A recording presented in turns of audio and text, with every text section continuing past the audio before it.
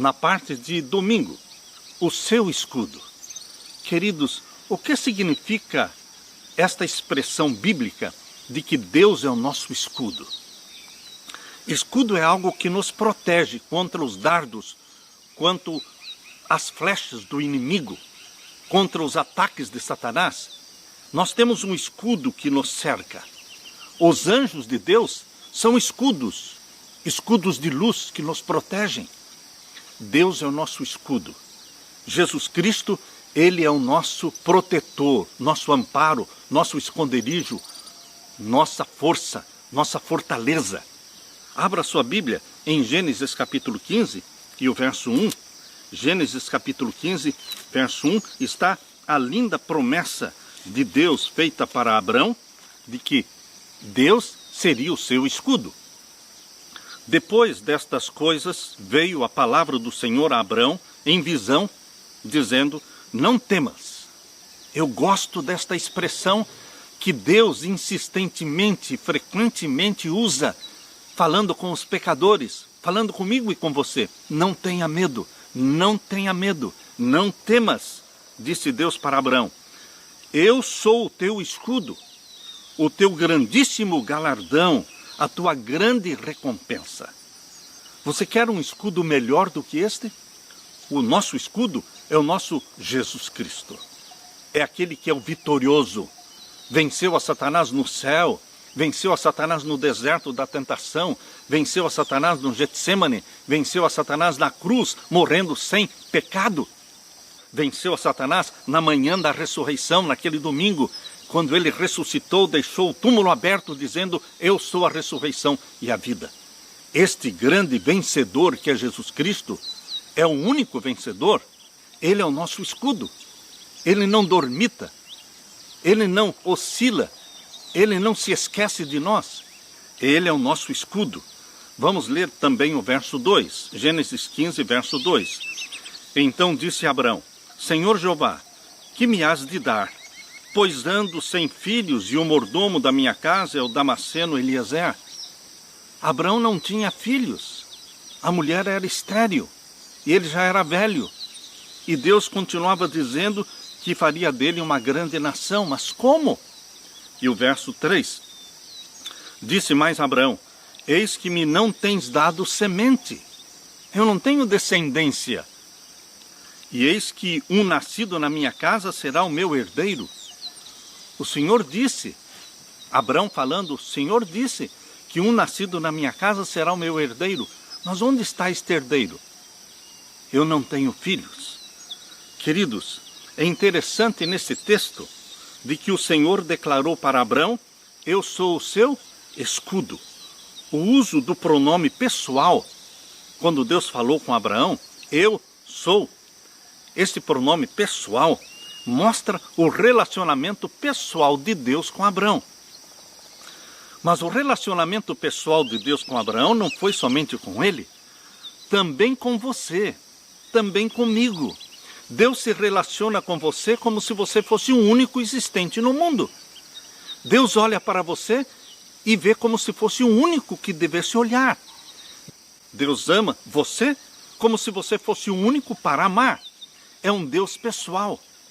Deus, quando vê lá de cima, ele não vê multidões, um emaranhado de pessoas. Ele vê indivíduos, ele vê rostos singulares, rostos conhecidos para ele.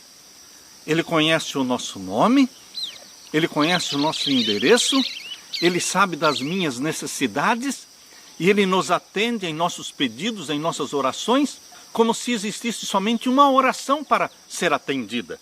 Isto se chama Deus pessoal. É muito diferente desse Deus do panteísmo. No panteísmo, Deus é tudo e tudo é Deus.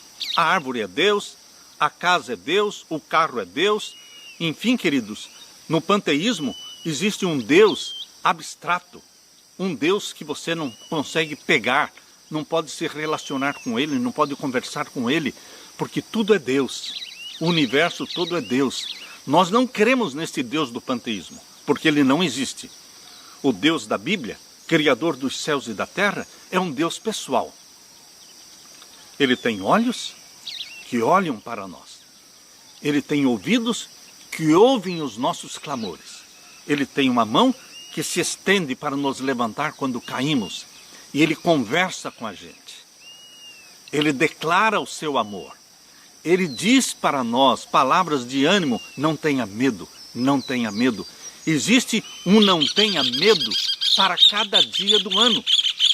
Quando você lê a Bíblia, você descobre que existe um não temas para cada dia do ano, para que você realmente viva de forma vitoriosa. Esta expressão, eu sou o seu escudo, aparece pela primeira vez na Bíblia, aqui. O que significa isso para você? Eu sou o teu escudo. É para que você não tenha medo. Eu sei que existem muitos ataques. Eu sei que existem muitas artimanhas usadas por Satanás para nos destruir. Mas nós não temos medo, porque o amor de Deus expulsa fora o medo. Isto está lá na primeira carta de João. O amor de Deus em nós expulsa fora o medo. Jesus Cristo não tem em nós um interesse casual, mas um interesse mais vigoroso do que o de mãe por seus filhos. Veja, o interesse de Jesus por você é maior do que o interesse de uma mãe por seus filhos. Nosso Salvador nos comprou por sofrimentos e por dor humanos, pelo insulto, pela difamação, pelos maus tratos, pela zombaria, pela rejeição e pela morte. Foi assim que Jesus nos comprou. E Jesus cuida de você, temente filho de Deus. Ele te porá a salvo sob a sua proteção. A fraqueza inerente à nossa natureza humana não nos impedirá o acesso ao Pai Celestial. Mesmo sendo pecadores e frágeis, fracos como somos, isso não nos impede de nos aproximar do nosso Pai, de conversarmos com Ele e recebermos a sua bênção, pois Jesus Cristo morreu por você, para interceder por você e por mim.